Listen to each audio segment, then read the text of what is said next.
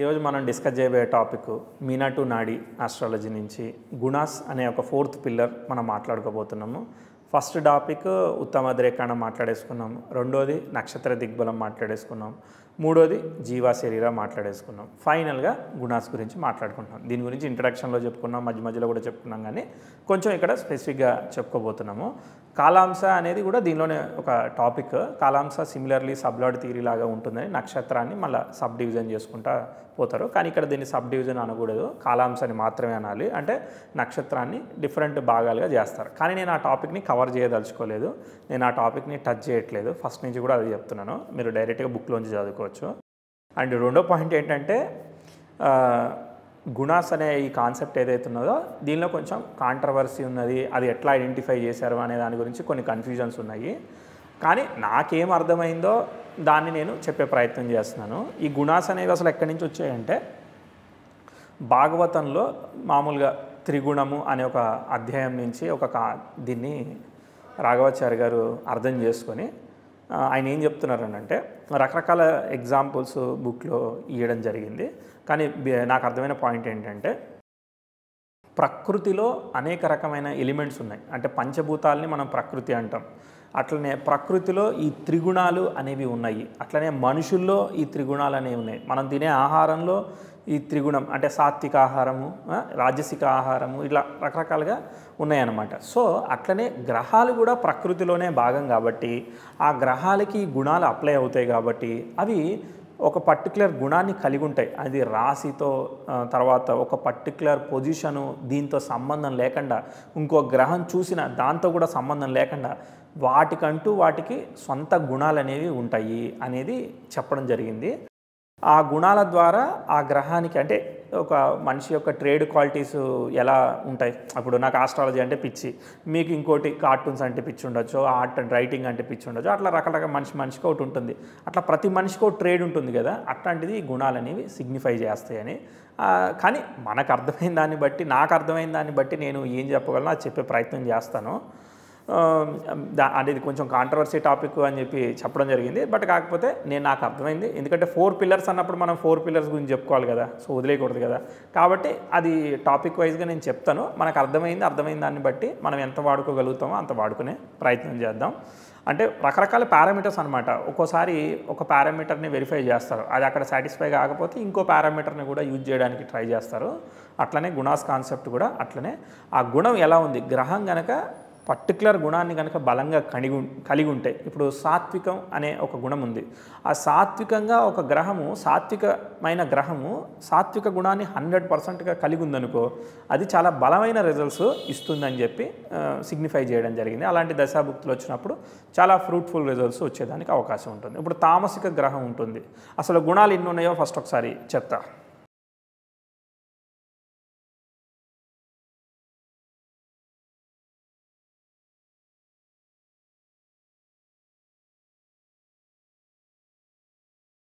సాత్విక గుణం అంటే ఏంటిదనంటే ఒక ఎగ్జాంపుల్ రూపంలో మనం చెప్పుకుందాం, బాగా అర్థమవుతుంది. అది చాలా సింపుల్ అండ్ పాజిటివ్ గుణంగా చెప్తారనమాట. ఇప్పుడు నేను మీకు ఒకటి నాలెడ్జ్ ఇస్తున్నాను అని అనుకుందాం, ఓకే, నేను ఏదో నా ఫ్రెండ్ కోసం ఇస్తున్నాను. నా ఫ్రెండ్ దగ్గర నుంచి నేను ఏమి ఎక్స్పెక్ట్ చేయట్లేదు, నువ్వేదో ఇస్తావని నేను చెప్పట్లేదు, నాకేదో సరదాగా ఉంది, నాకు ఇవ్వాలనే కోరిక ఉన్నది, నేను ఇచ్చినాను అంతే, ఇక నేనేమి ఎక్స్పెక్ట్ చేయట్లేదు. ఇది సాత్వికమైన గుణం.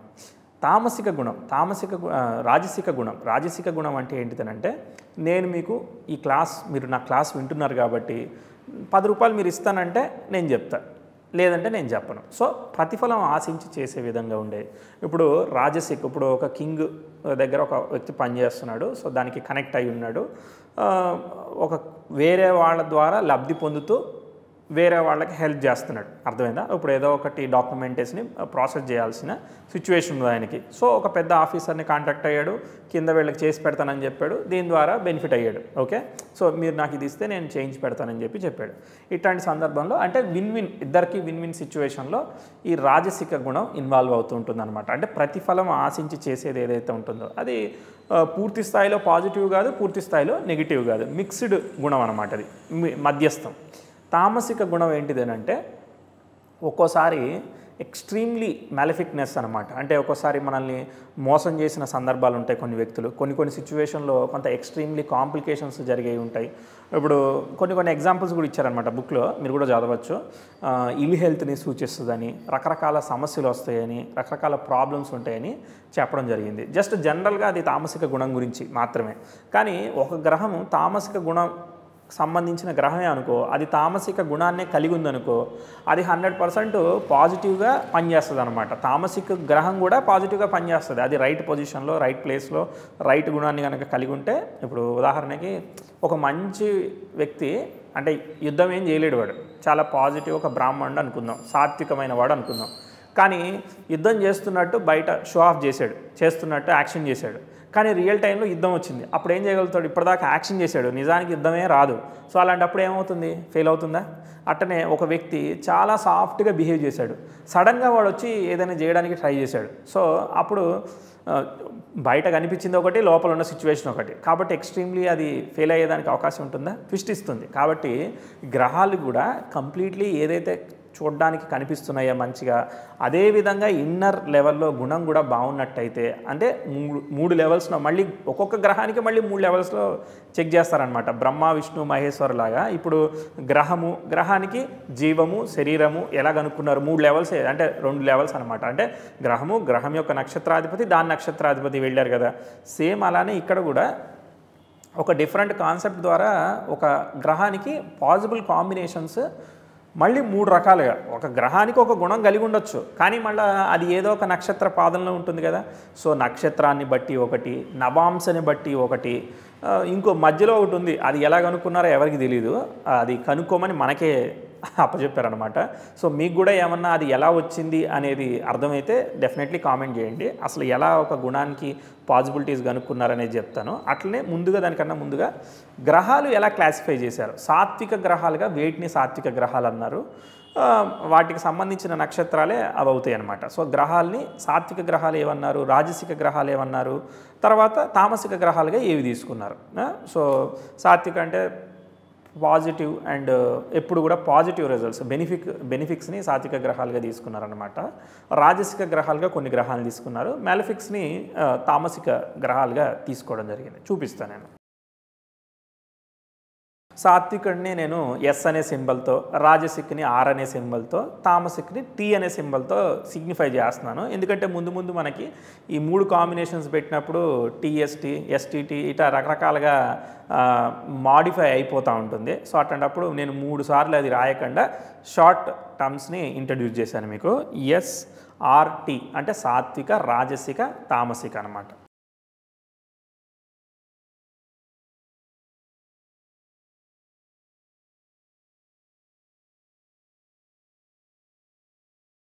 గురుబుధులు ఎప్పుడు కూడా సాత్వికమైన గ్రహాలన్నమాట. ఎప్పుడు కూడా పాజిటివ్ రిజల్ట్స్ ఇస్తాయని చెప్పేసి సిగ్నిఫై చేయడం జరిగింది.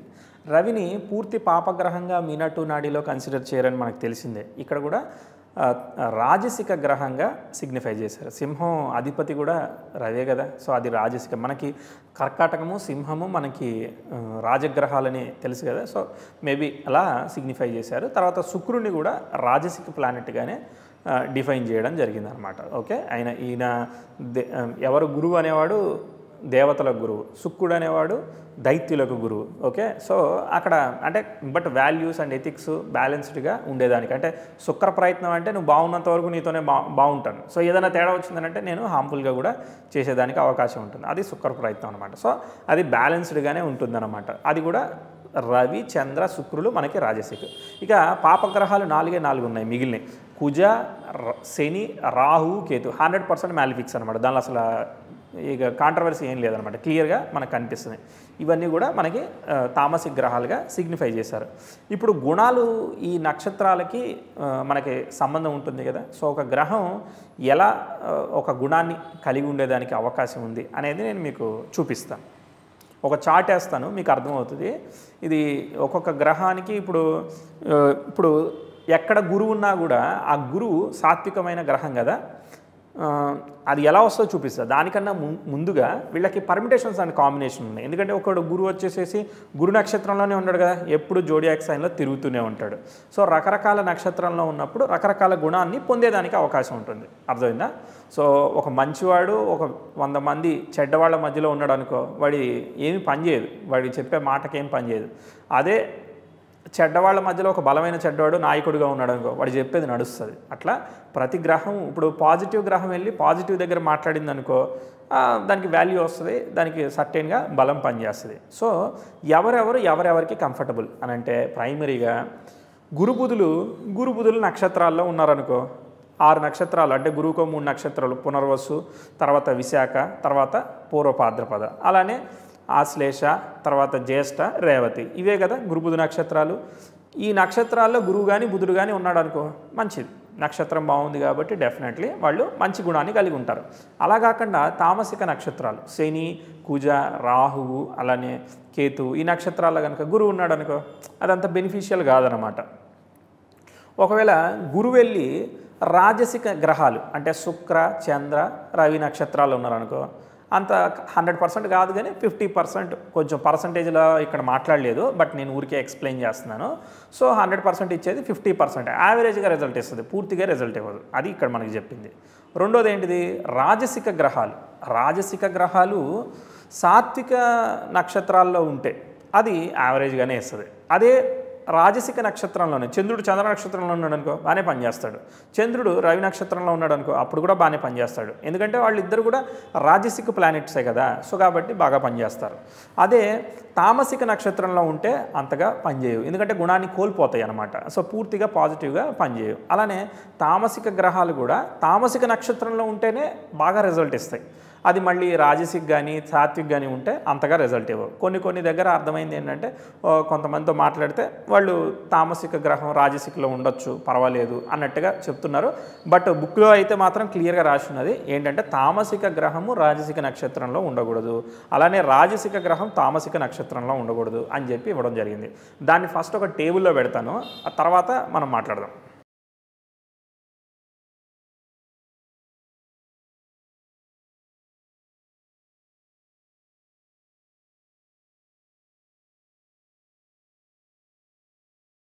ఓకే, టేబుల్ కొట్టేశాను కదా, టిక్ మార్క్స్ కొట్టేస్తాను, మీకు ఈజీగా అర్థమవుతుంది. ఇప్పుడు సాత్విక గ్రహం ఉంది, సాత్విక గ్రహం మార్క్స్ వేస్తాను, టిక్ మార్క్ కొట్టే కన్నా మీకు మంచిగా అనిపిస్తుంది.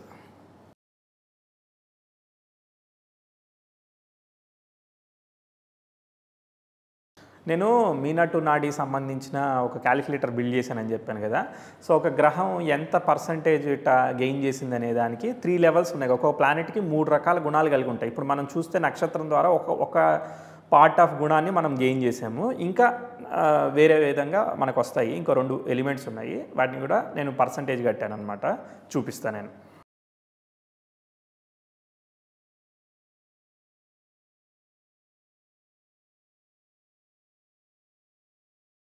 మీకు ఈ గుణాస్ టేబుల్ చూస్తే అర్థమైపోతుంది. మీరు టేబుల్లో వెళ్ళి డైరెక్ట్గా అర్థం చేసుకోవచ్చు అనమాట. సో ఎస్ సాత్వికము, ఆర్ రాజసికము, టీ తామసికం. సో సాత్వికమైన గ్రహం సాత్వికమైన నక్షత్రంలో ఉంటేనే బలంగా పనిచేస్తుంది.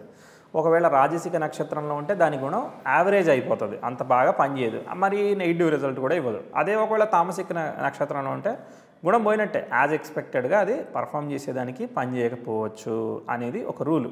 అయితే మీకు తెలిసిన అన్ని పారామీటర్స్ అంటే పొజిషన్ ఆఫ్ ది ప్లానెట్స్, జీవ శరీర కాన్సెప్టు, నక్షత్ర దిగ్బల కాన్సెప్టు అన్నీ అప్లై చేయండి. చేసిన తర్వాత గుణాస్ని మనం కన్సిడరేషన్లోకి తీసుకుంటే బాగుంటుంది. ఎందుకంటే ఎక్కడ కూడా కేస్ స్టడీస్లో ఎక్కువగా అంటే ఇప్పుడు 40 ప్రిన్సిపల్స్ ఇచ్చారు కదా, కొన్ని చోట్ల మాత్రమే 1 or 2 ఎగ్జాంపుల్స్లో గుణాస్ కాన్సెప్ట్ని వాడారు, అది కూడా హాఫ్ ది వే ఉందన్నమాట. సో గుణాస్ కాన్సెప్ట్ని ఎక్కువగా యూజ్ చేయట్లేదు, దాని మీద ఎగ్జాంపుల్స్ కూడా చాలా తక్కువగా ఉన్నాయి.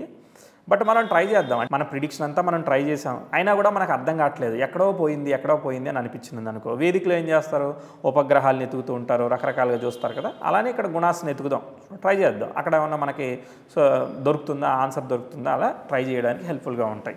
ఒక్కోసారి ఈవెంట్ బాగా జరిగినా కూడా గుణాస్ ఫెయిల్ అయినా కూడా బాగా జరిగింది అని అనిపించినవి కూడా మీరు చూడండి, అబ్జర్వ్ చేయండి. ఎందుకంటే నేను మీలాగా లర్నర్ని అంతే. సో మనం అబ్జర్వ్ చేద్దాం, మనకి ఏమనిపించిందో మీరు కామెంట్ చేయండి. సో నేను కూడా పరిశీలిస్తాను, చేశాను ఆ చార్ట్ని. సో నాకేం అర్థమైందో ఆ గుణాస్ గురించి చెప్తాను. మనం ఆర్బీఐ ఫోరం షార్ట్స్ ఫార్మాట్లో చేసుకుంటున్నాం కదా.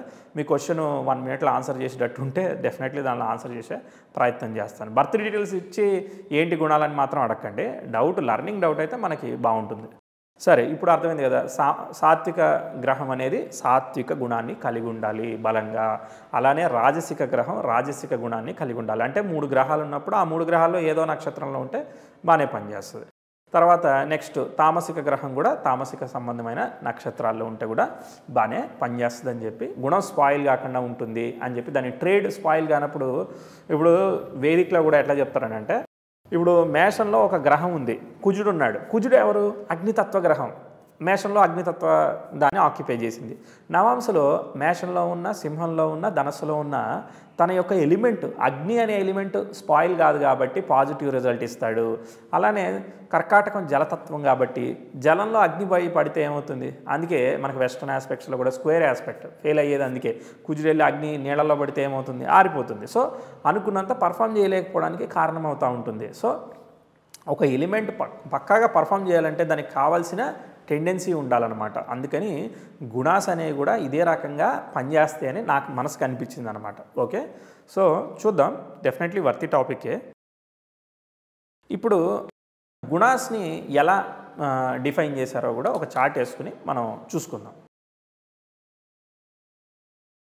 3 లెవెల్స్లో 2 లెవెల్స్ మనకి తెలుసు కాబట్టి ఆ 2 లెవెల్స్ మాట్లాడుకుందాం. ఆ తెలియని లెవెల్స్ని మీరు ఆలోచించండి. అది ఉచ్చ, మూల త్రికోణము, వేరియస్ ఎగ్జాల్టేషన్ ఆఫ్ ప్లానెట్ అని రాఘవాచారి గారు తీసుకున్నట్టు దాని గురించి ఆలోచించారంటారా? వర్గచక్రాల ప్రకారం అయితే నాకేం కనిపించలేదు, నేను ట్రై చేశాను. ఒకవేళ మీరు కూడా ట్రై చేయండి. రకరకాల వర్గచక్రాలను ఏమైనా కన్సిడర్ చేశారా? ఎందుకంటే మొత్తం 27 నక్షత్రాలు కదా, 9 నక్షత్రాలకి ఏవైతే వస్తున్నాయో గుణాసు, మిగిలిన వాటికి కూడా అలానే వస్తున్నాయి అన్నమాట. సో ఎలా కన్సిడర్ చేసి ఉంటారనేది ఒకసారి మీరు కూడా ఆలోచించండి డెఫినెట్లీ.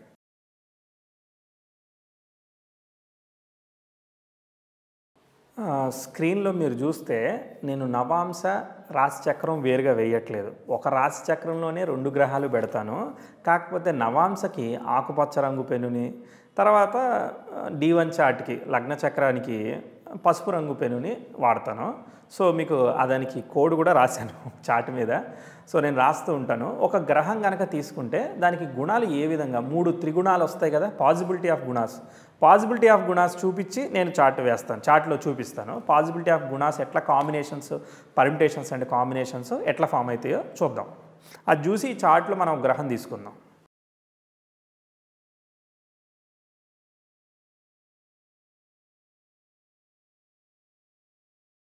మనము తమో గుణం అని కూడా అంటాం అనమాట. తామసిక గుణాన్ని తమో గుణం అని కూడా అంటాం తెలుగులో. సాత్విక, రాజసిక, తామసిక అని ఇంగ్లీష్లో అంటున్నారు, అంతే డిఫరెన్స్.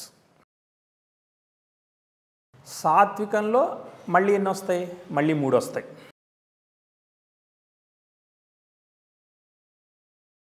సో ఈ సాత్వికం అనేది కామన్ కదా. సాత్వికంలో వచ్చే పాసిబిలిటీ ఏంటిది? మళ్ళీ సాత్వికము, మళ్ళీ రాజసికము, మళ్ళీ తామసికం. మళ్ళీ సేమ్ రాజసికంలో చెక్ చేస్తే కూడా ఇలానే వస్తాయి అన్నమాట. మనకి RRR వచ్చింది. సో రాజసికంలో మళ్ళీ రాజసికం వస్తుంది, రాజసికంలో మళ్ళీ సాత్వికం వస్తుంది, రాజసికంలో మళ్ళీ తామసికం వస్తుంది. సేమ్ తామసికంలో కూడా అలానే. సో ఈ విధంగా మనకి ఎన్ని 2 లెవెల్స్ వరకు మనకు అర్థమైంది. 3 లెవెల్స్ కూడా ఉన్నాయి దీనిలో, మళ్ళీ అదే ట్విస్ట్.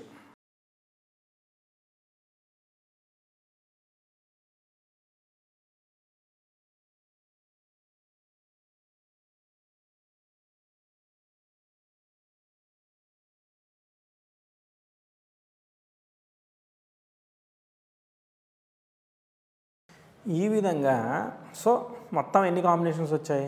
9 కాంబినేషన్స్ వచ్చాయి. సో ఒక్క సాత్విక గ్రహానికి 9 కాంబినేషన్స్, 9 కాంబినేషన్స్ వచ్చాయి. మళ్ళీ రాజసిక దానికి 9 కాంబినేషన్స్ వచ్చాయి. అంటే ఇట్లా 3 రకాల పాజిబిలిటీ కాంబినేషన్స్ క్రియేట్ అవుతుంటాయి. సో ఉదాహరణకి గురువు అనే గ్రహం ఉందనుకో, గురువుకి 3 ఎస్లు వచ్చాయనుకో, 3 ఎస్లు వస్తే మనకు టేబుల్ ఇచ్చారనమాట. మనం ఏమీ అసలు దీన్ని క్యాలిక్యులేట్ చేయాల్సిన అవసరం లేదు. నేను మీకు లాజిక్ చెప్తాను నాకు అర్థమైనంత వరకు. అర్థం కాంది యాజ్ ఇట్ ఈస్‌గా టేబుల్‌ని ఫాలో అయితే సరిపోతుంది.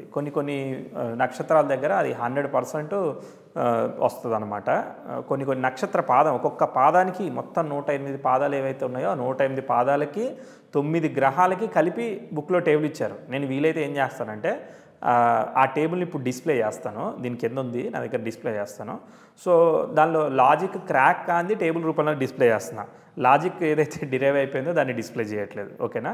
సో, మధ్యలో ఉన్న ఎలిమెంట్ ఏదైతే ఉంటుందో ఆ ఎలిమెంట్ ఎట్లా డిరైవ్ చేసిందో తెలవదు. మనకు తెలవదు. బుక్‌లో ఆథర్ ఏమిచ్చారనంటే it depends on the motion of the planet అని చెప్పి రాశారు. ఓకే. ఫస్ట్‌ది కన్స్టలేషన్ అని అన్నారు. అంటే నక్షత్రం ద్వారా వస్తుంది. రెండోది మోషన్ ఆఫ్ ది ప్లానెట్ ద్వారా వస్తుంది. మూడోది నవాంశ ద్వారా వస్తుంది. సో, ఈ రెండోది ఎలా వస్తుంది? ఈ మోషన్ అంటే ఏంటిదో నాకు అర్థం కాలేదు. దాన్ని ఎట్లా అర్థం చేసుకోవాలో కూడా లాజిక్ అర్థం కాలేదు. నేను వేరే వాళ్ళతో అడిగితే కూడా అది కూడా తెలీదు. అది చాలా సీక్రెట్‌గానే ఉంటుంది అని చెప్పారు. సరే, ఇప్పుడు ఆ సీక్రెట్ మనకు తెలియట్లేదు కాబట్టి వదిలేద్దాం. దాని గురించి ఎక్కువ ఆలోచించి మనం పాడు చేసుకోవడం అనవసరం. ఎందుకంటే అంత వర్తియా అనేది మనకు తెలీదు. సో, ప్రస్తుతానికైతే ఉన్నది ఉన్నట్టుగా వాడుకునే ప్రయత్నం చేద్దాం. ఆలోచించండి. మీకు ఏమైనా తడితే కూడా కామెంట్ చేయండి. ఓకే. ఇప్పుడు ఇది అర్థమైంది కదా! సో, ఇప్పుడు చార్ట్‌లోకెళ్ళి అసలు ఒక గ్రహానికి ఒక గుణాన్ని ఎలా కనుక్కుంటారు అనేది చూపిస్తాను నేను. ఇంతకుముందు నేను చెప్పినట్టుగానే ఏ నక్షత్రాల్లో ఉంటాయో, సో, నక్షత్రం ఆధారంగా 3 పార్ట్స్ ఉన్నాయి కదా! మూడిట్లో చెప్తా.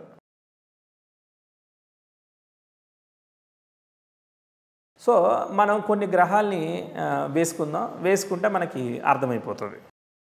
మనం రెగ్యులర్‌గా వాడే చార్ట్ ఉంది గదా! ఆ చార్ట్‌ని తీసుకుందామా? తీసుకుంటే కూడా మనకి ఒక చార్ట్ మీద అప్లై చేస్తే మనకి ఎగ్జాంపుల్ చార్ట్ మీద బావుంటుంది గదా! సో, ఒక పురుష జాతకం ఉంది గదా! మిథున లగ్నం, పునర్వసు నక్షత్రం అదే యేసుకుందాం.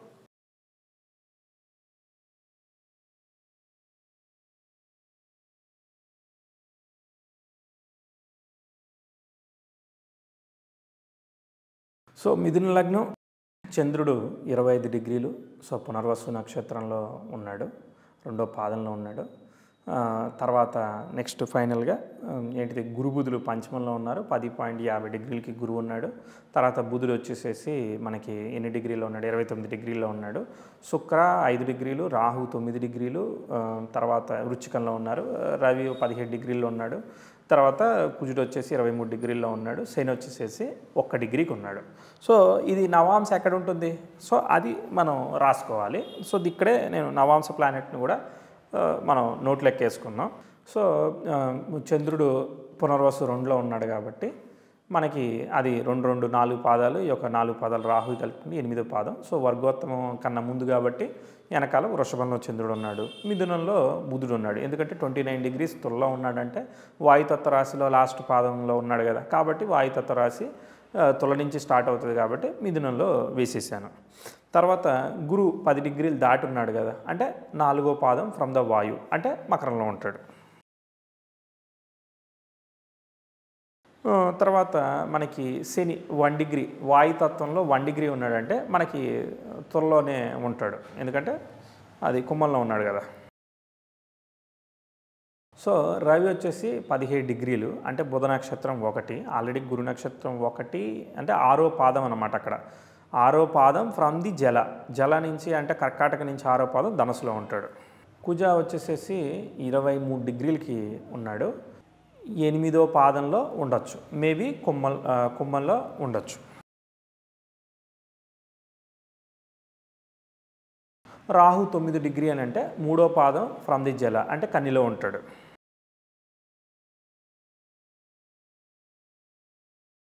సో, ఆపోజిట్ సైన్‌లోనే రాహుకేతులు ఉంటారు కాబట్టి కేతుని మీనంలో వేసుకున్నా. ఇంకా శుక్రుడు ఒక్కడే మిగిలాడు. సో, 2వ పాదంలో ఉన్నాడు. అంటే అనురాధ 1 కాబట్టి ఆ రాశిలో 2వ పాదం కాబట్టి ఫ్రమ్ ది జల 2వ పాదం ఏంటిది? సింహం.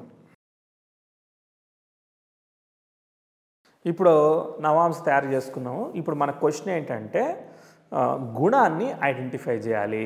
సో, గుణం ఒకటి ఫస్ట్ ఏదైతే గుణం ఉంటుందో మొత్తం 3 ఎలిమెంట్స్ కదా పర్మిటేషన్స్ అండ్ కాంబినేషన్‌లో మొదటి ఎలిమెంట్ ఆఫ్ ది గుణము ఒక నక్షత్రం ద్వారా ఏర్పడుతుంది. సో, చంద్రుడు ఎవరి నక్షత్రంలో ఉన్నాడు? గురువు యొక్క నక్షత్రంలో ఉన్నాడు. సో, కాబట్టి గురువు ఎవరు? సాత్విక గ్రహం. కాబట్టి ఎస్ అనే లెటర్ వస్తది.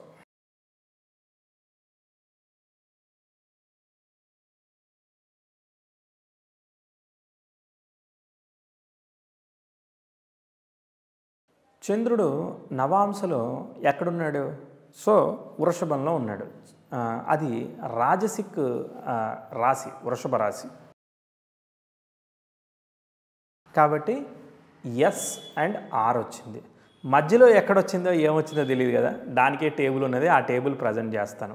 సో చంద్రుడు వచ్చేసేసి పునర్వసు 2లో ఉన్నాడు, అంటే గురువు యొక్క నక్షత్రం 2లో ఉన్నాడు. ఆ టేబుల్ జాగ్రత్తగా అబ్జర్వ్ చేయండి, చూపిస్తాను. పెద్దగా ఉంది, దాన్ని అటు ఇటు అని చూపిస్తాను. ఫస్ట్ లెఫ్ట్లో గ్రహాలను రాశాను, పైన కూడా గ్రహాలను రాశాను, పాదాలు కూడా రాశాను అనమాట. మొదటి నక్షత్రం అయితే అంటే 1వ నక్షత్రం 1వ పాదం, రెండోది అయితే 2వ నక్షత్రం 2వ పాదం, మూడోది అయితే 3వ నక్షత్రం 3వ పాదం, అట్లా రాసుకుంటూ వెళ్ళాను. సో మీకు ఆ టేబుల్ చూస్తే అర్థమైపోతుంది, చాలా చిన్నగా ఉంది. దీన్ని నేను మీకు కింద ఏదన్నా ఒక వెబ్ పేజ్లో పెట్టడం కానీ ఏదన్నా ఏదో రకంగా దాన్ని మీకు డాక్యుమెంట్లో పెట్టి షేర్ చేసే ప్రయత్నం చేస్తాను. ఇక్కడ మనకి చంద్రుడు గురు నక్షత్రంలో ఎత్తుక్కోవాలి, ఏంది పునర్వసు 2లో ఎత్తుక్కోవాలి.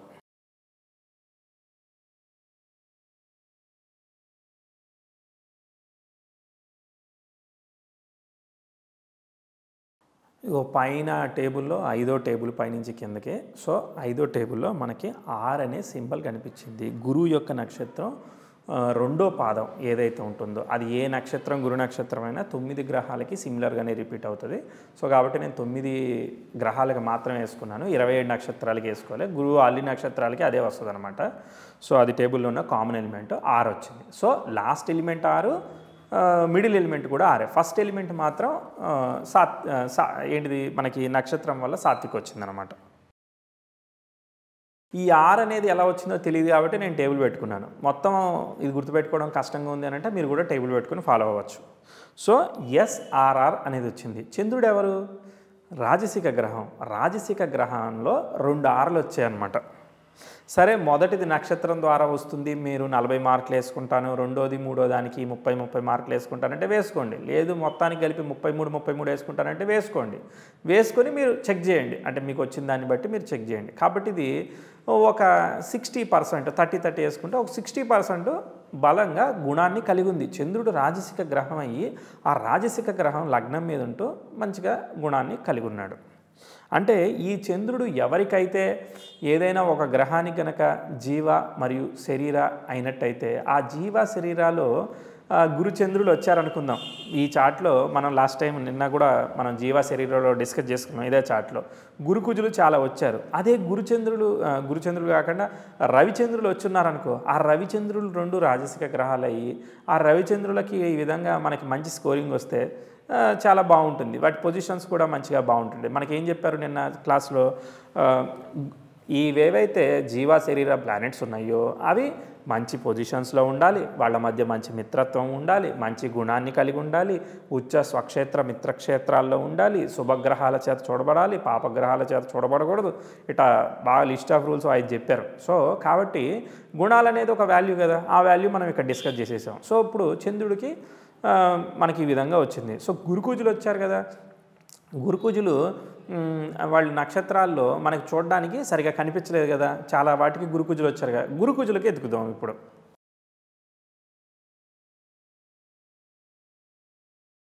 గురువు వచ్చేసి రాహు నక్షత్రంలో ఉన్నాడు కాబట్టి అది తామసిక గ్రహం కాబట్టి ఇది అంటే నేను ఇక్కడ స్కోరింగ్ ఎలా వేసాను, చంద్రుడు అనేవాడు రాజసిక గ్రహం కాబట్టి రాజసిక గుణాలన్నీ రావాలి ఆయనకి, కానీ ఒకటి సాత్విక్ వచ్చింది. సరే, ఒకటి పోతే పోయింది, 40 మార్క్స్ తీసేసి 60 మార్క్స్ వేస్తాను అనమాట.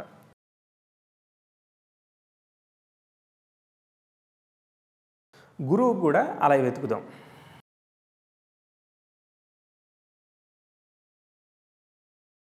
గురువు స్వాతిలో ఉన్నాడు కాబట్టి తామసిక నక్షత్రంలో ఉన్నాడు కాబట్టి అది వచ్చింది. నవాంశలో ఎక్కడున్నాడు? మకరంలో ఉన్నాడు, శని యొక్క రాశిలో ఉన్నాడు కాబట్టి మళ్ళీ తామసికం వచ్చింది. సో 10 డిగ్రీలు దాటాడు అని అంటే మనకి స్వాతి నక్షత్రం 2వ పాదం అట్లా ఉంటాడు. ఎందుకంటే 6.40 వరకు చిత్త 3-4 పాదాలు అయ్యాయి. స్వాతి 1వ పాదం 10 డిగ్రీలోపే అయిపోయింది, 2వ పాదంలో ఉన్నాడు. స్వాతి 2వ పాదం అంటే రాహు యొక్క 2వ పాదంలో ఉంటే ఏముందో చూద్దాం. దానికన్నా ముందు కుజుడిది కూడా కనుక్కుని పోదామా, ఒకేసారి చూసుకోవచ్చు టేబుల్లో. సో కుజుడు వచ్చేసేసి ఎవరి నక్షత్రంలో ఉన్నాడు? సాత్వికమైన నక్షత్రంలో ఉన్నాడు. ఎందుకంటే ఈజ్ ఇన్ జ్యేష్ఠ మెర్క్యూరీ నక్షత్రం కాబట్టి ఎస్ వచ్చేసింది. తర్వాత నవాంశలో ఎక్కడున్నాడు కుజుడు? కొమ్మల్లో ఉన్నాడు, తామసిక వచ్చింది. సో కొంత 30 మార్కులు అయితే స్కోర్ చేసుకున్నాడు. గురువుకి అయితే ఇక 30 మార్కులే అవకాశం ఉంది. ఆ హై కూడా వస్తాయో రాయో చూద్దాం. సో కుజ వాజ్ ఆక్యుపైడ్ ఏమి నక్షత్రం? 16.40కి మనకి జ్యేష్ఠ 1 అవుతుంది, 20కి మనకి జ్యేష్ఠ 2 అవుతుంది, 20 నుంచి అదే 23 వరకు 2, 23 దాటి ఉన్నాడని చెప్పి మనం అనుకుని మనం కొమ్మల్లో వేసేసుకున్నాం కదా. సో కాబట్టి 23 దాటాడు అంటే మనకి ఎంత వచ్చింది అంటే 3వ పాదం, అర్థమైందా? 4 పాదాలు కదా మనకి. సో 26కి మనకి 2640కి 4వ పాదం అవుతుంది. 2640 లోపు అంటే 23 3వ పాదమే అవుతుంది, కరెక్ట్. సో 3వ పాదం జ్యేష్ఠ 3కి అదే బుధుడి నక్షత్రం 3వ పాదానికి, అలానే రాహు నక్షత్రం 2వ పాదానికి కనుక్కుని రావాలి.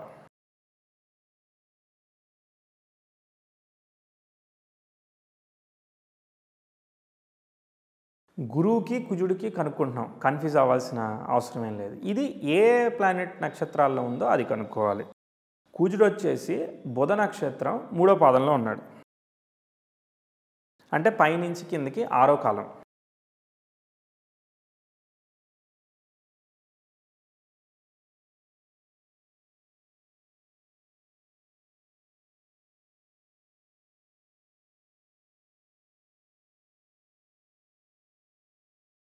గురువు మకరంలో ఉండడం, ఆ నవాంశలో, తర్వాత గుణం తామసిక్ రావడం క్రేజీ పాయింట్. క్రేజియెస్ట్ విషయం ఏంటంటే జాతకుడు ఉద్యోగపరంగా పూర్తి స్థాయిలో ఇంతవరకు సెటిల్ కాలేదన్నమాట.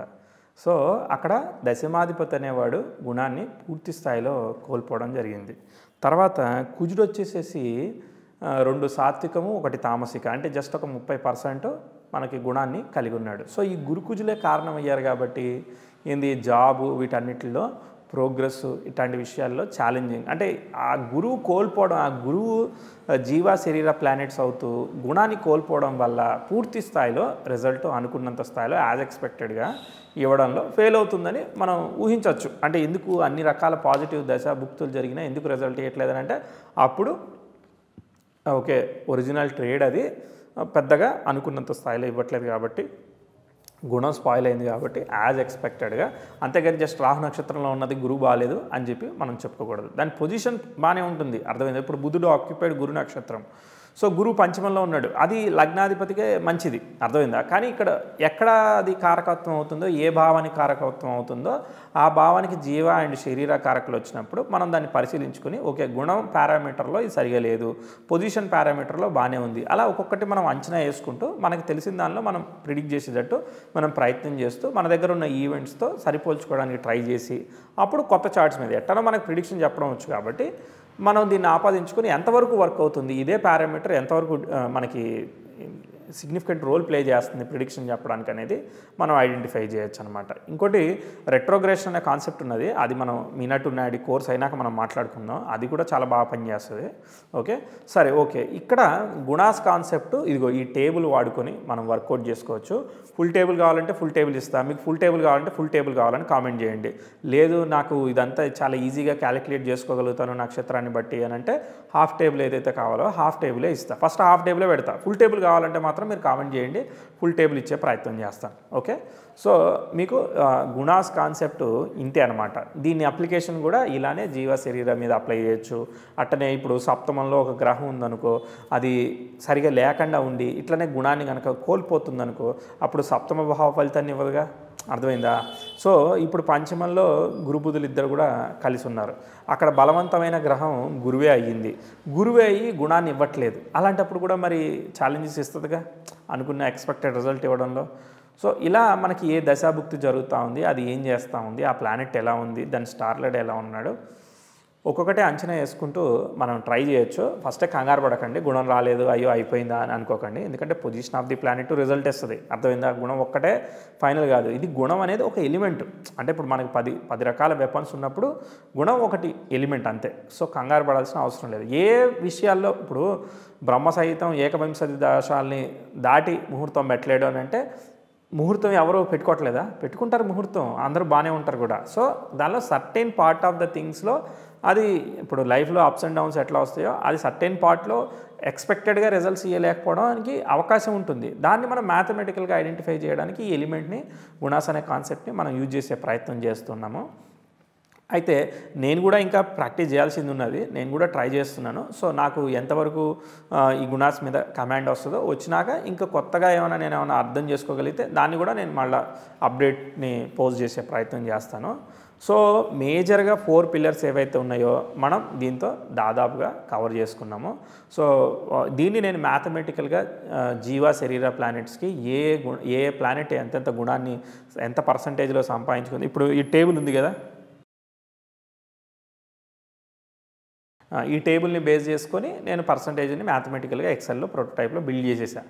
సో దట్ మీరు ఎవ్రీ టైం గుణాన్ని ఆ గుణం ఉందా ఈ గుణం ఉందా అని కంగారు పడాల్సిన అవసరం లేదు. ఆ ప్లానెట్ ఉంటుంది, ఆ ప్లానెట్ పక్కనే టేబుల్లో ఇప్పుడు మన వెబ్సైట్లో అన్ని రకాల వాటికి సిగ్నిఫికేటర్స్ ఎలా రాసుకున్నాం అలానే ఈ టేబుల్ ఉంటుంది. ఆ టేబుల్ లోపల మనం ఎంత పర్సంటేజ్ గుణం వచ్చిందో కూడా మనం అర్థం చేసుకోవచ్చు. ఓకే, ఈ గ్రహం జీవా శరీర అయింది, పలానా పొజిషన్లో ఉంది, దాని స్టార్లడ్ ఈ పొజిషన్లో ఉన్నాడు, కానీ గుణమేమో 100% వచ్చింది, లేదంటే గుణం తక్కువగా వచ్చింది, సిగ్నిఫికెన్స్ బాగాలేదు, గుణం బాగాలేదు, ఇలా ఎక్కువ విషయాలు, భూమి థియరీ లేదు, తర్వాత నెక్స్ట్ దిగ్బలం లేదు, తర్వాత గ్రహం నీచల్లో పడిపోయింది, ఇలాంటి బుక్తో వచ్చింది. కాబట్టి ఇక్కడ ఛాలెంజింగ్గా ఉండే అవకాశం ఉంటుంది అని మీరు ఉంటే ఇదిగో ఈ భావాన్ని కనెక్ట్ అయింది కాబట్టి ఈ విషయంలో ఛాలెంజింగ్గా ఉంటుంది అని మీరు చాలా సిస్టమేటిక్గా అసలు టేబుల్ని చూసుకొనే మీరు చాలా విషయాల్ని చెప్పగలుగుతూ ఉంటారు అనమాట. యాజ్ ఏ ఆస్ట్రాలజర్గా ఇంటర్ప్రిటేషన్ అదంతా బిల్డ్ చేయలేదు, ఇంటర్ప్రిటేషన్ యాజ్ ఏ ఆస్ట్రాలజర్గా మనం చేసుకోవాలి. క్యాలిక్యులేషన్ ప్రైమరీ కాబట్టి దాని గురించి కూడా మనం ఏదన్నా వాడి చేసే ప్రయత్నం చేద్దాము. ఎందుకంటే మనం ఇంటర్ప్రిటేషన్ చేయడం స్టార్ట్ చేస్తే చాలా క్యాలిక్యులేషను, దానికి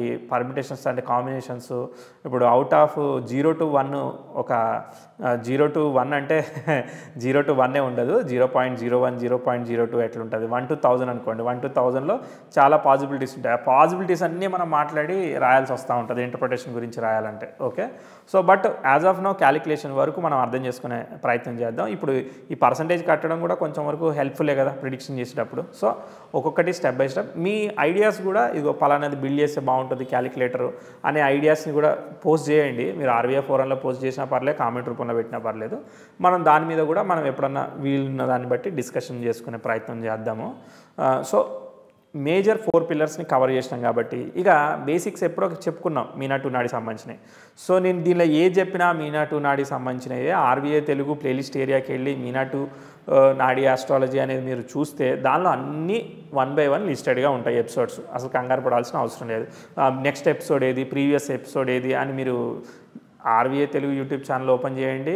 తర్వాత దానిలో ప్లేలిస్ట్ ఏరియాకి వెళ్ళండి. ప్లేలిస్ట్ ఏరియాలో మీనా టు నాడి అనేది సెట్ చేసుకోండి, లేదంటే అక్కడ కనిపిస్తుంది, దానిలో నుంచి మీరు పిక్ చేసుకొని 1 by 1 వెళ్ళండి. తర్వాత 40 ప్రిన్సిపల్స్ ఏవైతే ఉన్నాయో బుక్లో ఉన్నాయి కాకుండా మనము వేరే చార్ట్స్ మీద సేమ్ రూల్ని అప్లై చేసి మనం ఎలా సాధించుకోగలుగుతున్నాం అనేది చెప్తాను. సో వాళ్ళ చార్ట్స్ ఏదైతే బుక్లో మాట్లాడారో బుక్లో మనం చెప్పుకోవడం అది కరెక్ట్ కాదు, ఇష్యూస్ వస్తాయి కూడా. సో అది కరెక్ట్ కాదు. సో మనం మన చార్ట్స్ మీద, లైవ్ చార్ట్స్ మీద, డిఫరెంట్ చార్ట్స్ మీద చెప్తాను. చార్ట్స్ బర్త్ డీటెయిల్స్ ఇవ్వను, ఓన్లీ ప్లానటరీ పొజిషన్తో మనం మాట్లాడుకుందాం. ఓకే, సో నెక్స్ట్ వీడియోలో ప్రిన్సిపల్స్తోనే కలుద్దాము. ఇంకా కొన్ని వీడియోస్ ఉన్నాయి, ఇది అయిన తర్వాత మనం దాని గురించి మాట్లాడుకుందాం. సో మీ డౌట్స్ వస్తే డెఫినెట్లీ కామెంట్ చేయండి. RVA ఫోరం ఏదైతే యూట్యూబ్ ఛానల్ ఉందో దానిలో నేను షార్ట్గా రిప్లై ఇచ్చే ప్రయత్నం చేస్తాను. సో నెక్స్ట్ వీడియోలో మనం సూన్ ప్రిన్సిపల్స్తో స్టార్ట్ చేద్దాం. చిన్న చిన్న ఒక్కొక్క స్టెప్ బై స్టెప్ చాలా బాగా తీసుకెళ్ళారు రాఘవేచారి గారు. సో ఒక దాని మీద ఒకటి మాట్లాడుకుందాం. Thank you so much.